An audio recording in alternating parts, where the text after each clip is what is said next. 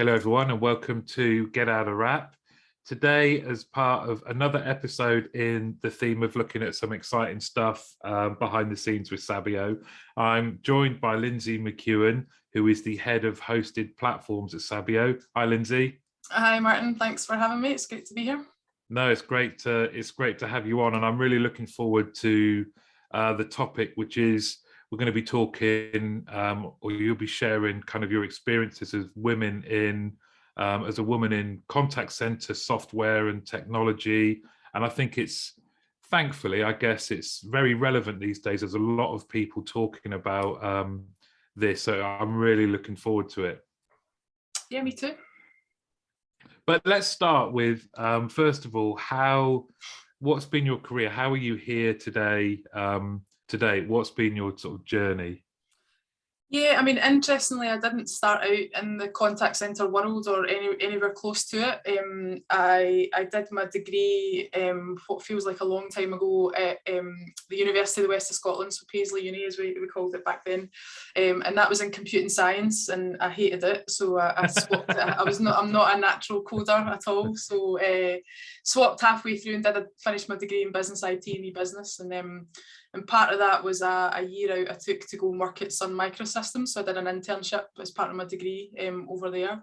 And I worked in their kind of business operations team. And that was good to get that real world experience of what it was going to be like post university. And then from there, I went on to work for a loss adjusters, actually, as an MI analyst. So kind of looking at their data. But again, didn't really enjoy it, so moved on from there and decided to go down the technical route, so become a bit of an IT techie, and started off as most techies do in first line support. So I did my first line job, and I was resetting passwords and all of that sort of good stuff for a contact centre for Thomas Cook, actually it was at the time. Really? Yeah, and then progressed from there, as you do in first line roles. You progress on, and I ended up doing desktop support for M&Co, so the retail clothing shop M&Co, out their head office in Shannon, and that's where I probably got my first kind of step into telephony in that kind of world, when I implemented their Cisco contact centre for them as part of a project, as part of just desktop support. I just got the opportunity to do it, and again kind of outgrew that role, so decided to move on again, but didn't really know what I wanted to do. So I was approached by a recruitment consultant to go and interview, and it turns out that was for Sabio, and 14 years later I'm kind of here. So I always say it's a good sign when you've been at a job for that long, and within Sabio I think I've had 7 jobs. So I started off on the service desk, continuing my technical career, moved through into becoming a technical specialist, and I focused on kind of multi-channel, so I was a kind of expert in web chat and kind of voice self-service and all that sort of good stuff. But I always knew I wanted to be kind of more on the operational side, so didn't quite know what I wanted it to look like, and it's always been that way through my career. Never really known exactly what it is I want to do. So then went into team lead, and then from there went into kind of operational management. And then for a few years I managed our on-site teams, so our dedicated customer support teams. And then I also did a bit of transition management for Sabio as well, and I've done that for a number of years, where we onboard new customers. If customers are leaving us, then we make sure they get a good experience when they leave us, because we do work in a small industry, and the likelihood is that a lot of our customers end up coming back, and making sure projects get handed into support correctly and all of that sort of stuff. And then just last year moved into my current role, which is head of hosted platforms, which is looking after our private cloud proposition for our customers. So customers who are going on the journey from kind of more traditional on-premise but are not quite ready for the public cloud.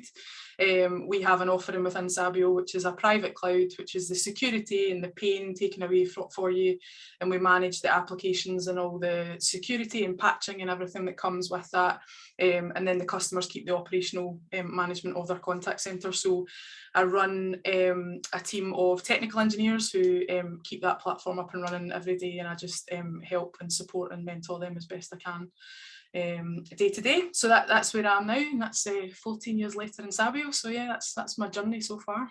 Like you say, it's testament to a company that can keep you engaged, interested, you know, for that length of time, because it's not particularly common, is it? I guess today. But there's a lot to unpack. I love that. There's one bit that stood out for me that I can really resonate with, and it's that feeling of not quite knowing where, and it's not like they're wild variations, right? It's not like you say one day I want to join the fire service, and then you know, it's and I think sometimes that is perceived incorrectly, because it's not a bad thing. You're testament to the fact that it's okay to not have absolute certainty.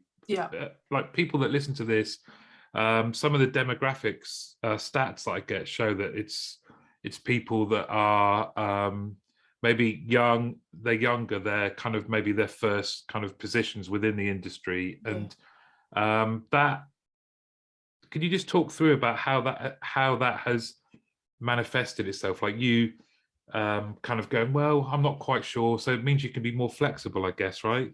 Yeah, I mean, I think the old saying in business is change is the only constant, right? So for me, I mean, having a plan is brilliant as well. If you've got your career and you know exactly what you want to do and what you want to achieve, then that in itself is amazing. And I kind of tip my hat to people that do that, because I just can't do that. And I think it's because I enjoy lots of different things. I enjoy doing lots of different parts of lots of different businesses. So I enjoy leadership and management. I enjoy, you know, still getting stuck into an Excel spreadsheet and actually still doing a little bit of the technical and keeping that knowledge in my head. And I enjoy lots of different things. I enjoy a bit of project management, and that's not a bad thing, because it means you can be flexible. And particularly when, you know, industries like the contact center industry that moves at such a pace, and you know, even in Sabio, you know, I know you spoke to Jonathan in one of the podcasts, and he was kind of talking you through our journey in Sabio, and you know, we've changed so significantly even in the last 2 years during lockdown. And I don't think you can stay in one place for too long, because either, you know, you miss potential opportunities, or you know, you kind of, your career will stagnate a little bit because you're getting left behind the movement that is happening with tech. So for me, I think it's a great thing if someone doesn't know what they want to do, and it just means you can pick and choose, and you get, you know, if you're more flexible and a little bit more agile, you can jump into an opportunity, you know, when it arises. And it means you've got that nice breadth of kind of, you're not a master of anything in particular, but you're, you know, you've got lots of different skills that you can bring to the table. So yeah, that's what I like about it, for sure. I think that kind of covering lots of areas is great for leadership. Yeah. You know, it for you, like you say, you just touched on the technical side, leadership side, project management, still getting into data, and you have experience in all of those. So you're able to, not saying you don't want to do people's jobs for them, but you have a better understanding, right, to be able to lead. You can absolutely empathise with people that have to do that day to day, and I think that is, you know, you have to have that as a manager and a leader. You know, you have to be able to empathise with your team in terms of what they've got going on, and if you've not experienced that yourself, that's really difficult to do. You know, I've been on the coal face, I've done on the tools, I know what it feels like to be on call, and I know what it feels like to get called out at 3 a.m. on a Saturday night, and when you're like tired and you want to go to bed and you have to stay on a call for 6 hours, and I know how all of that feels. So when my team are going through those challenges, you know, I can fully relate back to what it was like for me. So it just makes me a more rounded manager, I think, and a more rounded leader in terms of being able to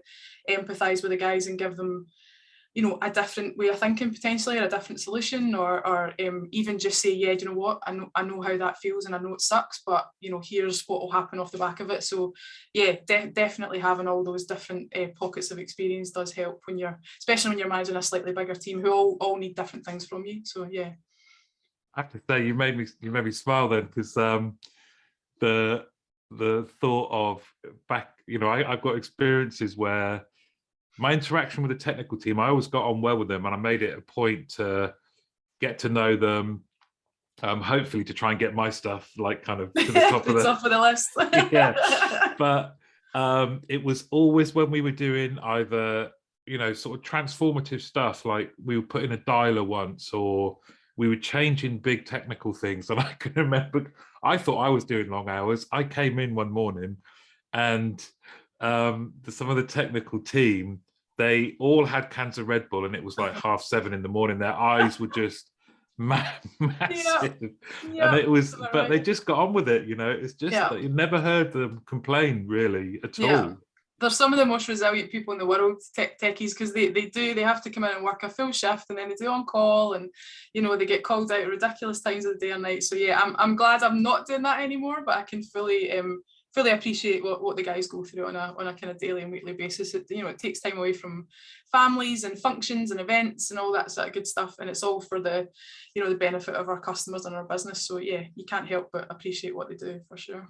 And it's a bit of a gap, actually. There's been, I've had, it's opportune that you're on, because I've had some messages about people saying, I tend to have a bias towards talking about that kind of operational progression, right? So agent, team leader, and so on. Yeah. But then maybe you branch off into HR or training. Yeah. One of the things that people have asked about is this kind of technical, because if you think about our industry, it is a very technical orientated.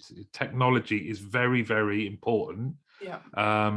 And there's huge opportunities for everyone, and you've kind of done that journey. What lessons would you pass on to people around how to get into it, and when they're in it, what should they be doing to progress? Yeah, I mean, the progression thing, particularly in technology, is always a conversation that I talk to with my team, because I think, and it's a kind of historic, kind of archaic view, I think, and we still have it, that in order to progress, you have to go into management or you have to go into leadership. And it's just not the case. And I think even from a management perspective, we even have that view that in order for someone to progress, the next stage for them is to become a manager. And that's the wrong attitude to have, as far as I'm concerned, because not everyone is like a good manager. Not every techie is going to turn in to be a great manager. They're two completely different skill sets. And I've done both of them, but I always in the back of my mind knew that I wanted to go down the route of management. But most techies want to be techies, and that's what they want to do. And so for me, the advice I would give to people that are in that position is, if you want to stay technical, then you can, and the opportunities to do that are now massive. So they maybe weren't as great before because you got to a certain level and there wasn't really that progression into the next step. But the movement that we have into the different vendors that are coming on board in terms of the technology stacks that we're supporting, the move into public cloud and the kind of opportunities that that's bringing, you don't have to worry about what your technical career is going to look like. You might have to reskill slightly, but again, that's not a bad thing, because the opportunities that are there are massive. So, you can move into a little bit of public cloud, you can move into a different, the vendors, they're all different, but the technology stacks are normally the same roughly underneath. So to reskill doesn't take a lot. And that's what we're doing in Sabio just now, because we have gone from being, a couple of vendors to this kind of multi-vendor business. And a lot of our guys are having to go on that technical journey at the moment. So I would say don't feel like you have to go into management. That's not your only route. If you want to do it, brilliant. And if you can get someone to support you in that journey, then that's amazing. But if you want to stay a techie, then there's no reason you can't. And the amount of opportunity that's out there just now is phenomenal. It's exploded really, probably in the last kind of 12 to 24 months. So yeah, just think about what it is you want to do, what kind of area you want to go down. But yeah, there's no reason to stop you from kind of doing anything you want to do. A lot of the certs are free now. There's lots of free training out there. So yeah, just go for it. But don't feel like you have to be pigeonholed down a particular route, because you don't. And I guess if you have a growth mindset, it's an area that is future-proof, because there's always new tech, there's always new opportunities to learn. And I completely buy into your thought around progression doesn't have to be hierarchical, linear, does it? It doesn't have to mean I progress that way on an org chart. It can be about your development, your skills, go and earn more money, get more, whatever it might be. So I absolutely buy into that it's not just one route for everyone. Yeah, we need to stop seeing that way as the only route. You can go sideways, down the way, backwards. If you have to go backwards to get to a new route, that's okay too. It doesn't have to just be up the way to the top of the chart to try and take the CEO's job. It's not the only route, and it's not actually the best route a lot of the times either. It doesn't always give you the best opportunities. So yeah, for sure. That is a good starting point. Is a lot of people's starting point that first line support then? Is that where most people cut their teeth? Yeah, I think so. I think for a lot of people that go into a technical role, I think it's very similar from a tech to even in the contact centre world. A lot of people start off their life as an agent, or we start off your life as a first line techie. So a lot of people start on our service desk, and we've even got a kind of slightly level below that where it's a kind of triage event management type role. And it gives you the opportunity to experience everything, so you don't have to specialise at that point, and it's a really good avenue into seeing what it is you want to do. And that I think is the route in for most people. They'll start on that first line kind of area, and then they'll kind of say, oh, actually I quite like working with dialers, or that was exactly me, that was my journey. I was like, I quite like these dialer things, I'll go and have a wee look over here, and then got into kind of multi-channel from there, and just kind of seeing the bits that I like, and actually thinking, you know, some people don't move from the service desk types arenas because they like the broad spectrum, so they become really skilled at being that jack of all trades, and again, that's okay as well. You don't have to progress if you're comfortable and happy where you are. So yeah, for sure, I think similar to like the contact centre environment, a lot of people start their life off as an agent and then they progress from there. It's the same in tech. You start off as a kind of service desk agent and then you work your way up from there. Is generally how tech goes. There's probably some people the equivalent of you from my past. I don't know. I was always friendly, but I don't know if I was the best internal customer, because I would be saying, "Can the dialer do this?" Well, no. Well, you said no, but it can, can't it? And then it'd just be like, "No, it absolutely can't, Martin." I said, "Well, I want it to, though." Yeah, we've got lots of Martins. Yeah, for sure. The one technical team that I worked with drew a diagram, and it was like they were aiming it at a 5-year-old to explain to me how it worked. It was brilliant. Yeah. The other thing, I guess, like, as well as communication and like just resilience, I had the opportunity to work on a project where we were doing a lot of analyzing calls into service desks. And one of the things I found, and it would just want to check with you as your lived experience, right? One of the things that we found, it was quite a small sample size, but when it comes to technical requests, people are quite impatient, more impatient than other areas. It seems like it's kind of okay to be a bit impersonal, maybe even rude. And these are kind of your own they're your own colleagues. You might be separated by distance, might be a huge company, but people are seemingly have far less kind of patience when it comes to wanting something sorted out. Is that fair to say? Or yeah, I would agree with that. I think when it comes to tech, I think everyone's got a perception that changes to the system or additions to the system just can happen really quickly, and I can kind of understand that from the other side as well, because generally the change you're asking for is going to impact your role, or you can't do something because you don't have it, or you can't do that project, or you can't. So looking at it from both sides, I can kind of understand why, because tech is such an important part of people's jobs, particularly nowadays. If your laptop stops working, or your phone stops working, it's almost like your arm's been cut off, and you kind of stop being able to provide that value that you give to the company or give to your customers or whatever it is.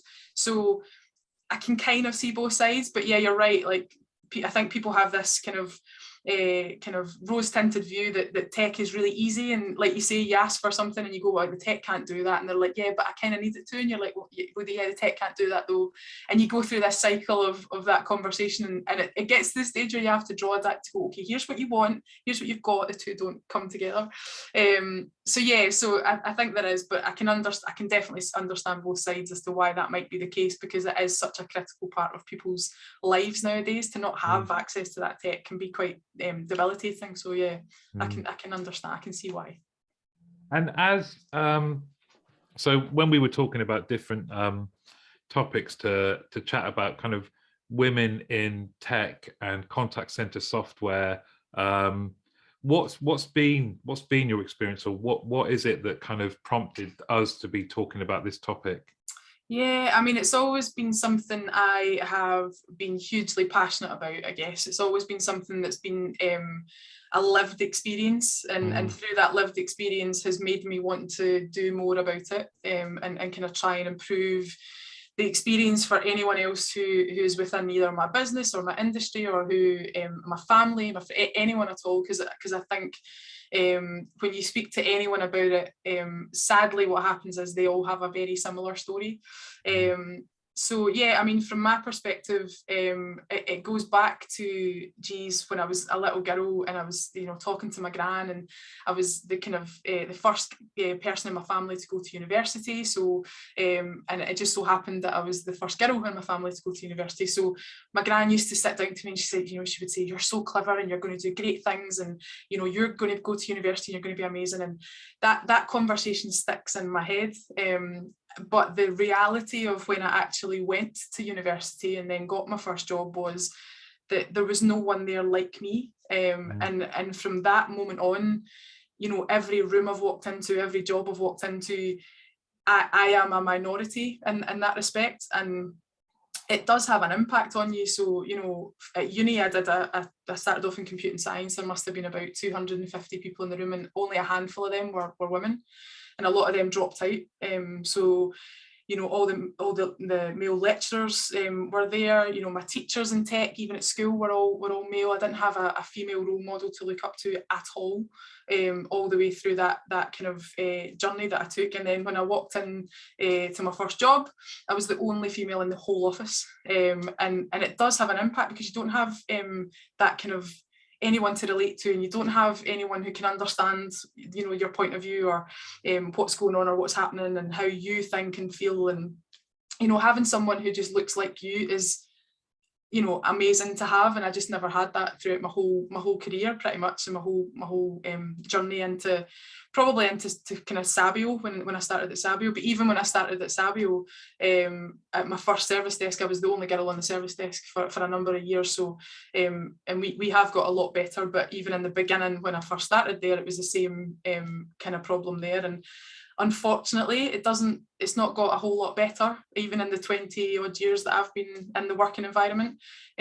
So, I've spent my kind of years, every year I go to the Women in Tech conference down in London, and I kind of try and educate myself even to my unconscious biases, so that I can then take that back into the workplace and kind of hopefully try and make a little bit of a difference to the women that are in our workplace. But also, I love working with the younger generation, so I coach in my spare time an obstacle course racing team, but kids, really young kids. And I try and make sure that they are resilient and learning all these skills early on, particularly the girls, because they do struggle a little bit sometimes. So bringing them through and making them feel like they can achieve whatever they want, and especially in a world of social media, because that does really have an impact on, especially in young kids, mental health, and particularly in young girls. So all of that kind of added together, I feel like there's a bit of a personal responsibility, because I am in the position that I'm in, to kind of be the change, because the change won't happen because there isn't the people in the roles and positions to help kind of manifest that change. So I feel like a bit of responsibility that I have to kind of have that onus on me as well to make that change happen if I want it to happen, which I really do. So I think you make so many really powerful points, kind of, and to step up and be a role model and talk about the experiences and kind of light the way for others coming through. I just want to go back to and thanks for sharing. I think it's amazing. But those first experiences of, especially your first job, I was like you, actually. I was smiling because I was the first one in my family to go to uni. Yeah. And I think nanas and granddads especially think you're going to suddenly become like prime minister. Yeah. And it's great. It's brilliant. Yeah, I love it. It's really nice. It's heartwarming. But my first job was on the phones in a call center in Wembley, and I was nervous, but I was nervous, but I'd never at any point thought there wouldn't be people like me. Everyone was like me, you know. Yeah. And so that first experience of walking into the day one of the job, and did you expect that you would be an anomaly in terms of? No, I didn't think I did. And you know, even from the experience that I'd had at university, being in that room, I didn't feel that way. I didn't feel like I was one of the only girls in the room. But now that I look back on that experience, I think that has shaped some of my viewpoints and how I think and feel about what I try and put out in the world today. And certainly walking into that first job, I was expecting there to be more. Someone's at the front door. Sorry, someone's at my front door. Google's telling me. So yeah, so I wasn't expecting to not have anyone else there. And then even when people did come into the business that were women, they were in really, and I hate saying this, but typically female roles. So we ended up having a head of HR who was female. We had a business admin, kind of office manager type person. She was female as well. And there just wasn't that kind of techie kind of like you couldn't bounce off of people. So no, I didn't expect it, but from there on in, it became almost like, yeah, I know I'm going to be kind of in that minority, and it does shape your kind of views of the world for sure. How did you feel? How did it make you feel? Just a little bit intimidated, I guess. I was still quite young when I left university, and it was my first job. But even now, going into jobs with the experience that I have, you know, I suffer really badly from imposter syndrome, to the point where I would probably potentially stop myself from going for an opportunity because I just feel like I'm not good enough and I'm going to be overlooked for that opportunity. Now that has never happened in my career, so I've got nothing to justify that mindset, but you know, you do feel intimidated, you do feel like you are a minority, you do feel like you don't have a voice, you do feel like you don't want to speak up and potentially talk about things that maybe aren't right, or give your views or opinions, or because you are the sole person in that organization that looks like you, talks like you, has the same opinions as you. Yeah, it's a challenging time to go through when you first walk into that, especially if you are like the only female in the room. It's tough. Was there a point in your career, and we'll get to imposter syndrome because it's something just over the last few years, I've spoken to some amazing women who are very passionate about trying to increase awareness, but break down, because really what you have done and are doing now, you're trying to break down entrenched societal norms that are ingrained in everyone from birth, you know, from being toddlers to the toys you play with, the clothes you are given.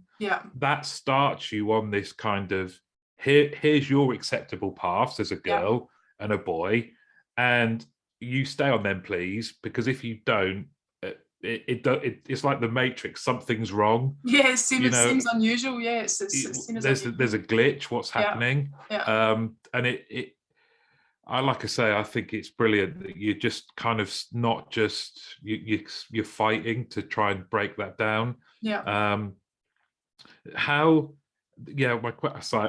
got a tendency to ramble a little bit, especially about things I'm passionate about. But yeah, me too. But was there a point, maybe you still hadn't defeated imposter syndrome? I think if you have it, it's kind of always there. But was there a point when you thought, right, no, this isn't all this, I'm going to continue in my career, but I need to do something to try and make this better?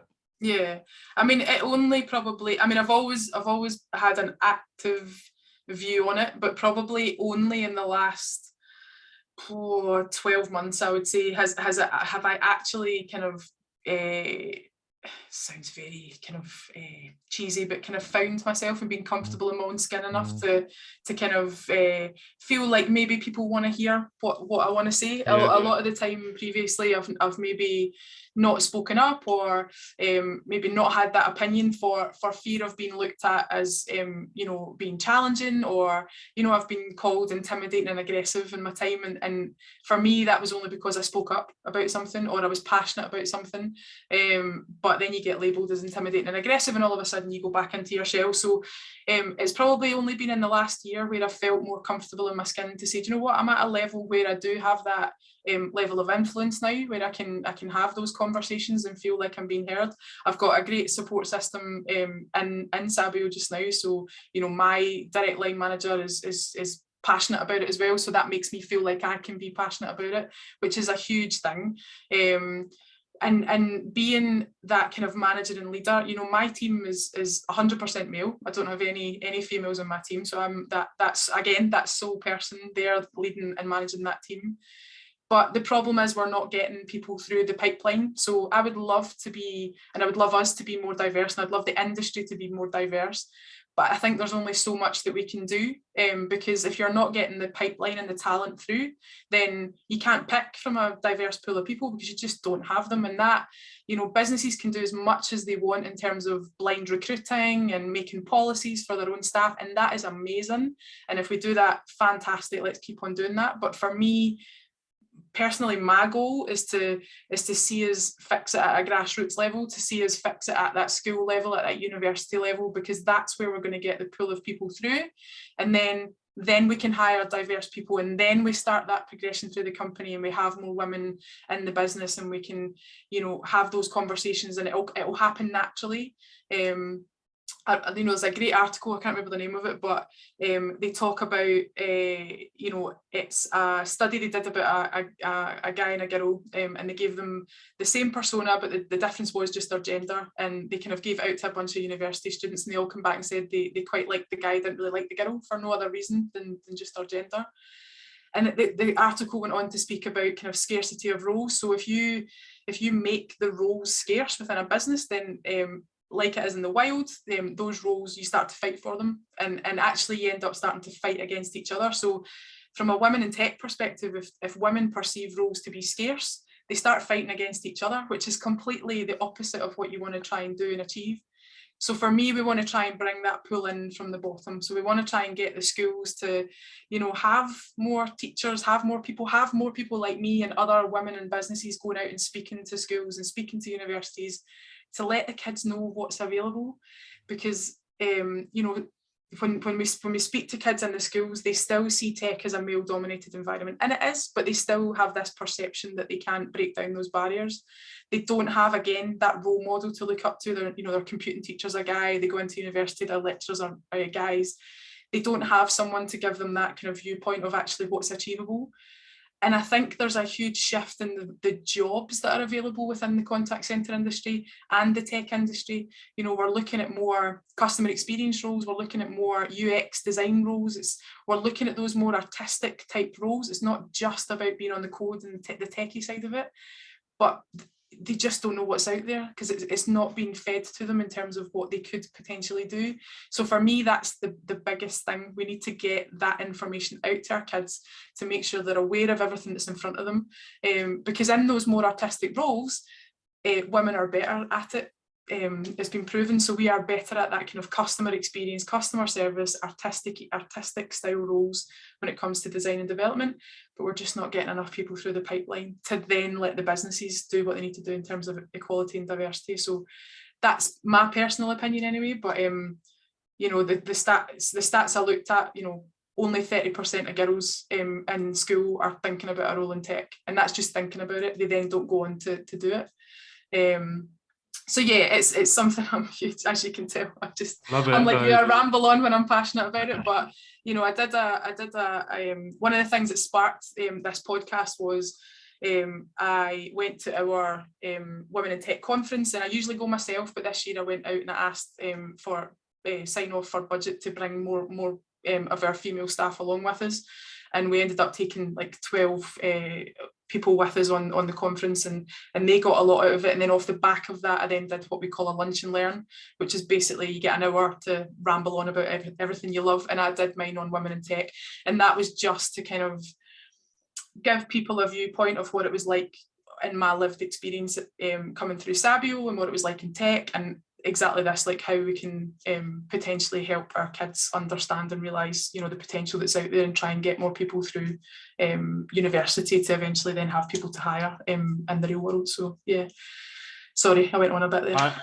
I'm just, do you know what, it's kind of, it makes me very optimistic, because passionate, articulate, successful people like you can help, you know, change it for the better. And I think it's just great. It's great to hear, even though it's about something that isn't great. And I think there's some of the phrases there that you used, I just love. Like, we generally, I think it's commonly held view that we have a problem in the contact center industry with attracting talent at the grassroots level. So it's going to be even harder for women in tech in contact centers, because we can't even get the right numbers of people into contact centers. And I think we shoot ourselves in the foot, because at no point does anyone go out to schools or colleges and say, hey everyone, it's actually really good. You can have great careers, you can do loads of different things, it's a good laugh, you can see the world, you can learn great skills. And guess what? I mean, I was a bit naive, I think, that I thought, because most of my bosses in my career have been women, my peer groups have been women, but the tech side of it, I kind of overlooked. And even in operations, just kind of, I've got so much more awareness around language that I use, and kind of the like you say, labels that are attributed to women that would never be attributed to men. You know, you make a forceful point in a meeting, then there's labels that are attached to women that are just ridiculous, that wouldn't be attached to men. But I'm 100% with you. It's kind of like, we need, much like the services army, that when they go out and they're recruiting and they're selling it, we don't sell what we do. We don't go out there, look at you, you've got a good career, you're in a great company that you feel supported in, and you've enjoyed it, there's still more you can do. People don't see that, they don't realize, and we're losing people to retail. And I'm not being dismissive of retail or anything like that, but in our industry, we've got far more opportunities, there's more disciplines. I think it's a travesty, and it's even more of a travesty if you'd have to be very brave like you to know that you're going to be the odd one out pretty much all the time. Yeah, and it's tough, and particularly, I mean, in the contact center world, a lot of the time it's someone's first job, but they're you know, they go into it quite young, and I think it's harnessing that talent and building that through the business, so that they become in the position where they feel a bit more confident that they can speak up and open up about it, and then getting those people out to say, you know, here's what you can do. You know, we talk so much about what we do well from a tech perspective in terms of the technology we use and how that can help our customers and how that can help their experience, but they don't talk about the people that sit behind that, and the just the massive amount of passion and you know, expertise that they can bring to that technology, because it's not the technology that does it a lot of the time it's the people that sit behind that technology. That's what makes it that experience. And we need to get those people out in front of people at, you know, fairs, recruitment fairs, and you know, talking about all that. And that to me is how we foster that change. You know, you can have ED&I policies, you can look at the language you use as a business and try and resolve that, and we should be doing that as well. And there has been a massive shift in that as well. And part of the reason for me doing the Lunch and Learn was to start that conversation, and make people think about, you know, having a conversation with their kids at home about what they want to do and what they do. Because a lot of the time, you know, you talk about tech and you go, oh, what do you do, Lynsay? And you go, oh yeah, you know, I look after a team that look after infrastructure and networking. And they go, oh, that's great, yeah.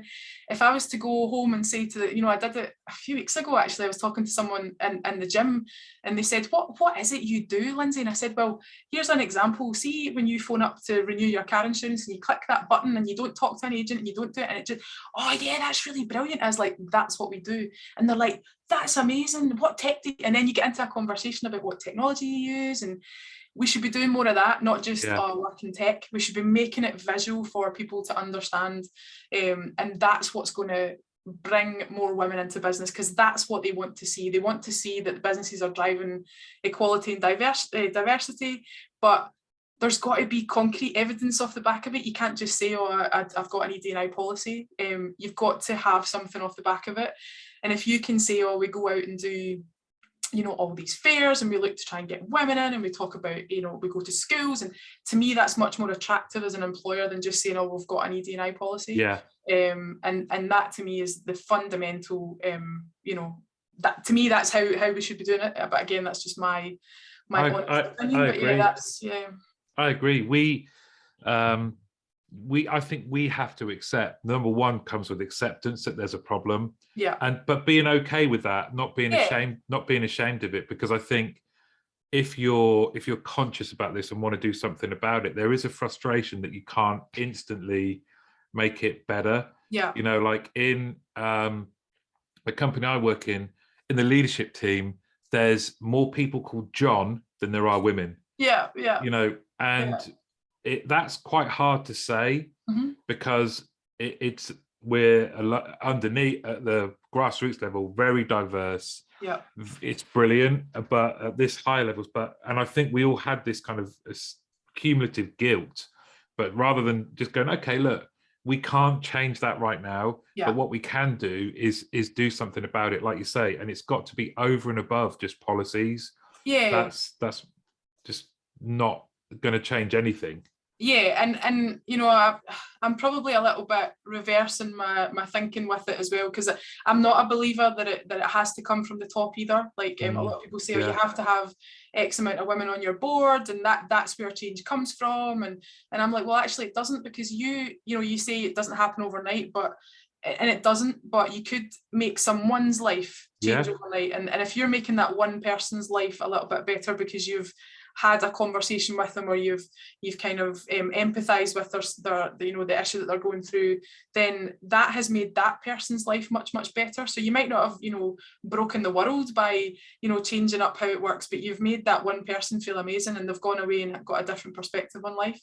And that to me is how you instigate change. So that person's going to go and talk about it, and then that person goes and talks about it, and all of a sudden you've got this wave of kind of movement in terms of how you change it. You know, one of the things I tried to say when I did my lunch and learn, it was, you know, people shouldn't be afraid to have the conversation. I think we're so PC these days, we're so afraid to offend people. But my experience has been that if you come to the conversation and you actually genuinely want to learn, that you might not say the right thing, but the person you're having a conversation with knows you're coming from the right place, and they'll educate you. And all of a sudden you've gone away with a massive amount of information that you can take away to be better.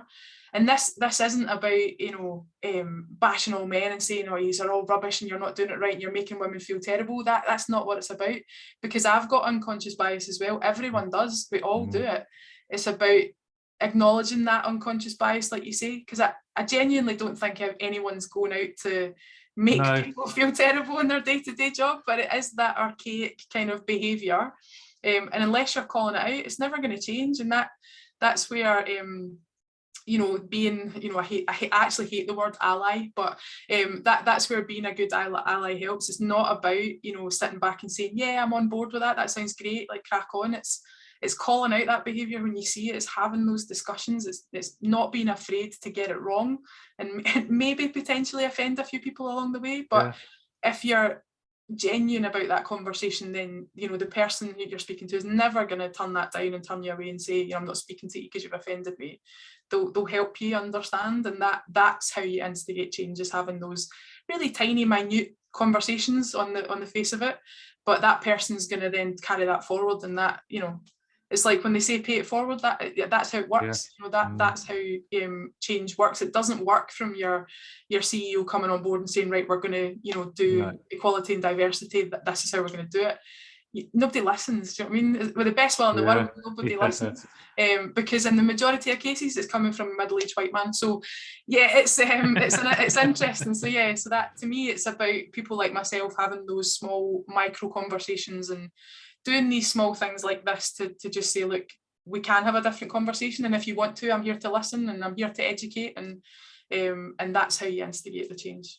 I couldn't agree more. I'm very lucky that, and I think so much of it happens within relationships. It all happens within relationships and community. Because if you, like you say, I'm lucky that I have relationships with people that will allow me to educate myself in a messy way. Yeah. You know, so I often will kind of, whether it's inadvertently or purposefully, just check in on terminology or different views. And when I look back, and this is talking the last few years, I look back and think, oh God, I can remember having this conversation. And luckily, Helen was very gentle with me, or whatever. You know, it's kind of, but it is messy, and it is. Why don't you like the word ally? Just out of interest, what's? I think it's just because it's become a bit of a buzzword. I'm not a big fan of buzzwords. I think like they tend to crop up and everyone uses them, and it just doesn't have the impact that I think it probably could do. I don't know what else I would call it. I think it's a good word. I just feel like it's getting used too much in the conversation about ED and I. So yeah, I'm not a big fan of it, but yeah. I think there's something in that if you think about the cause of a lot of these problems, because I think I'm with you in that this isn't about labeling different groups and saying all men are bad or whatever. Yeah. For me, it's about everyone having the equal opportunity and not missing out on talent, and not missing out on people living their best lives. If you think about the pandemic, what that's taught us, it's opened up our industry to sections of society that either couldn't commute or didn't feel like they could, you know, contribute, and they have, and it's happened kind of en masse. It's taken a big reset, and some of that is about thinking a bit deeper. And I think you're dead right about a term allows people to kind of think quite lazily. Yeah. There doesn't need to be any thinking other than that term. Everyone goes, oh yeah, okay, I understand that. Well, you need to go a bit deeper. Yeah, and it allows themselves to tag themselves with it without actually doing anything about it. So, you know, everyone can turn around and say, I'm an ally. I mean, I'm totally on board with that. And it's like, all right, okay. See that meeting you were in last week? This happened. Did you speak up about it? And they're like, oh well, no. And you're like, well, you know, are you actually living up to the terminology that you're putting in? And you're so right. Like the pandemic, it has been so terrible in so many ways, but actually has sparked a lot of change in the contact center industry and the tech industry, where we have opened ourselves up to, you know, a vast majority of people that we might never have got to speak to or engage with. And it's so important. Like every article you read, all the evidence suggests that having diversity in your workforce there's no negatives around it, you know. Yeah, ROI, everything. Yeah, like having that just that difference of opinion, that different culture, that different, you know, the different mindset and how people think and feel, and you know, you are bringing that into your workforce to then allow you to give the best solutions to your customers. And by not having that diversity in there, you're missing out on a whole chunk of your actual potential customer base that you can't service because you don't understand how they work. So, you know, there's absolutely no negatives to it whatsoever. Like, you know, you've got to be able to show that you can deliver that service to your customer, but every customer.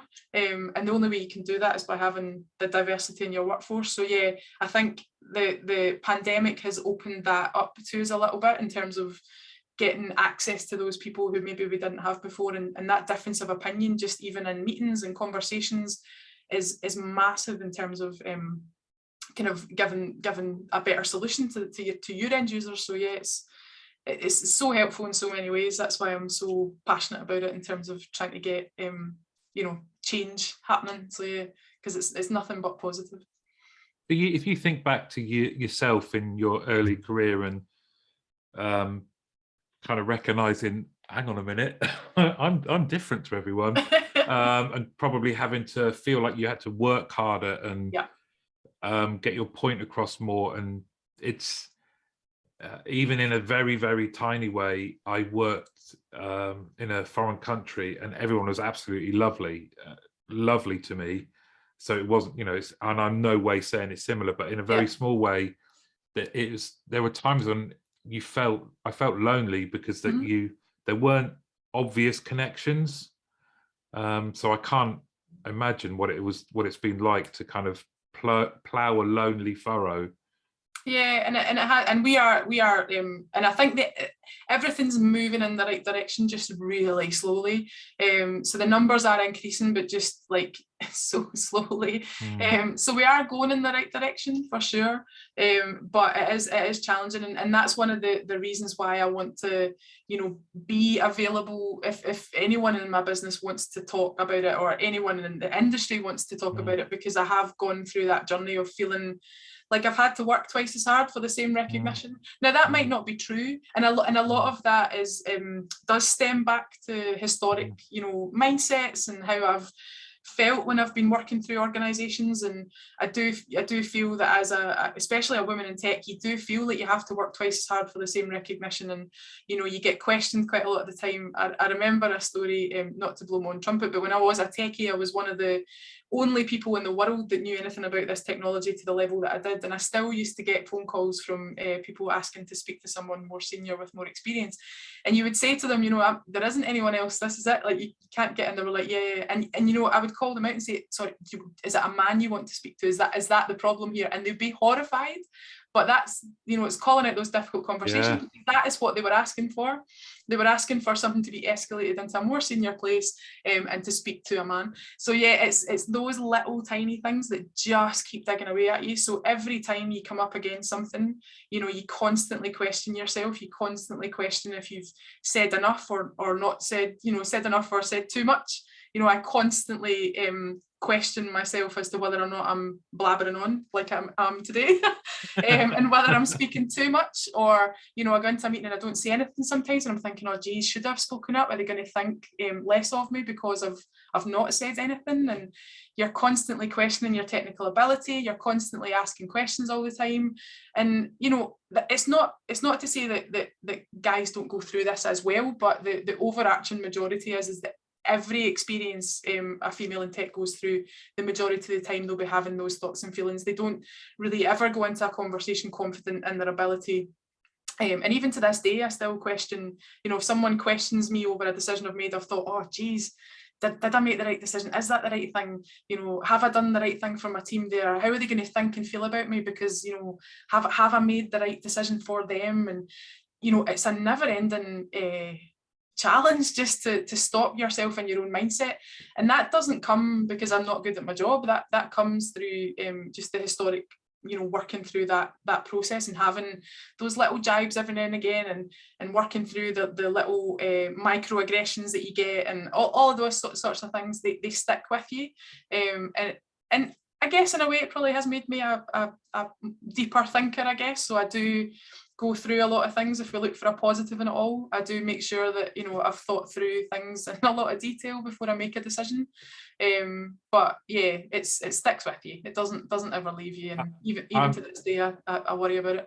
I'm not surprised that you worry. If you reach the pinnacle of technical knowledge in the world, and you still have people, men, questioning or mansplaining. There's again, thanks to, you know, people like you, I've friends with who point you in the direction of resources and trying to understand more, because it all starts with education. And there's a project or website called the Everyday Sexism.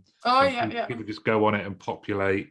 You only need to spend half an hour on there for hundreds of stories very similar to yours. And that just kind of, life and career is tough enough as it is without this kind of little chipping away at your confidence and sense of who you are and what you're trying to achieve. Whereas, let's be honest, the majority of men, we just blindly wander through. You know, we don't give it that much thought. But but you are. I was going to say, if for the younger version of you, what would you have benefited from to help? That's a good question. I think just having a role model of some kind. So, you know, even to this day, I would struggle to tell you a role model in tech, a female, you know, famous. You could rhyme off 500 million guys that work in tech. To this day, I still don't have someone that I can look up to and say, you know, that's who I'm aspiring to be, or that's who I'm going to take some, you know, moral guidance and compass from. So having someone like that would have been massively helpful, even in school or from a university perspective, just to help guide that practice and kind of help me understand what was out there. You know, when I was at school, I was good at two things. I was good at sport and I was good at computing. And they said to me, well, you can go and do computing science or you can go and do sports science. And I was like, and now I'm 38, nearly 39. If I had known what a job looked like when I was that age, holy moly, I probably wouldn't be in this situation that I'm in just now, because I would have picked an entirely different career, just based on what it is. And one of the things that I'm really passionate about in Sabio, or doing more of, is our graduate and our apprentice programme. Bringing on apprentices is probably one of the best things that any business can do. And what I would say to young people is, don't turn your nose up at the opportunity of an apprenticeship, because it is seen as a little bit like that stuff, even still. But the opportunity that our apprentices are getting, you know, I've got a guy in my team just now, he's 16, he's nearly as old as I have been at Sabio, and that's scary. But how does he do it? Oh my goodness. But the plan that we have set out for him in terms of what he's going to learn in that apprenticeship programme, that is what we need to go out to the market with, in terms of speaking to young people about what they want and what they could potentially do. Now, he's doing it as part of an apprenticeship programme, which is great, but we need to take that and go, hey, everyone else, this is what you could do if you worked in a company like Sabio, or you worked in the contact centre industry. Look at the technology that we're doing, look at the innovation that happens in contact centres today. Like that wouldn't have happened when I was young, but just having someone there to have that conversation with me would have completely changed the shape of where I went as a young person in terms of what I wanted to do. And that to this day still isn't there. You know, I'm speaking to my nieces and nephews just now, and, you know, saying to them, you know, what is it you want to do? And you get the same stock answers. They want to be teachers, hairdressers, makeup artists, astronauts. You know, they couldn't say to you, oh, I want to, you know, go and work in technology, I want to work in AI, I want to work in robotics, I want to, and all of this stuff is happening in our industry right now. And if we just gave a bit more information, then, you know, I think the pipeline would be massive. And then all of a sudden, equality and diversity in the workplace just becomes a thing we do. It doesn't become this massive mountain to climb, because you've rebalanced the ship. You know, you've shifted that balance of people we have in the workplace. It's no longer an 80-20 split. It's all of a sudden you've got a 50-50 split, and the conversations are completely different, just because we've brought the pipeline through and we're hiring for a more diverse workforce. That's the way I see us fixing it. Wouldn't it be a shame if young, you know, I'm talking 5, 6, we've got girls in our family who, and like the boys, have Nintendo Switches or whatever, and they love their technology. Wouldn't it be a shame if still now, in this day and age, that at a certain point they put that love of something to one side because they feel like they can't get a career in it, you know? So, or they don't know it's out there. They don't know that is a career that they can do.